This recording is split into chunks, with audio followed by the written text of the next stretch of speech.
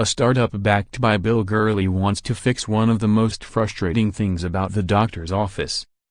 Getty, Steve Jennings. When it comes to healthcare, some of the communications tools used may seem a bit dated.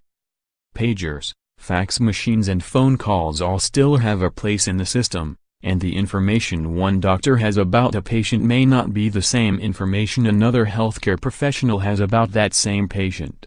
That can leave a lot of room for miscommunication and mistakes to arise, which can be frustrating for both doctors and patients who have to repeat themselves or clarify. It's something Stitch, a startup that's launching Monday, is trying to smooth out through a set of communications tools.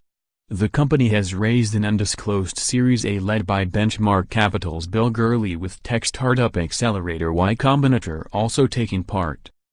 Stitch CEO Bharat Kulru, who was previously the executive director of a primary care practice, told Business Insider that the idea to start Stitch came from his own experience seeing the challenges doctors at the practice faced when trying to communicate with one another. The Stitch platform will have different tools aimed to help healthcare providers be more productive. The first, called Connect, is a communications platform that helps teams chat about a particular patient in one central location.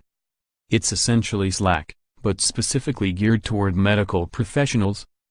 We use Stitch primarily as an urgent communications mechanism, Michael Cross, Chief Revenue Officer at Luminance Recovery, a rehabilitation center in California, told Business Insider.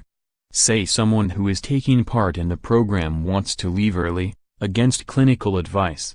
The staff member in charge of the patient at that time could send out a message to the patient's whole care team, which would pop up as a notification on their devices, prompting them to call in and assist the staff member. Being able to do that quickly is something they wouldn't have been able to do if they were just using electronic health records, which are used to keep patient records, Cross said. The Luminance team has been using Stitch for 2 years, and Cross said 100% of the staff members have been using it. Here's what the application looks like. Examples of Stitch's communication tools in action. Stitch Health.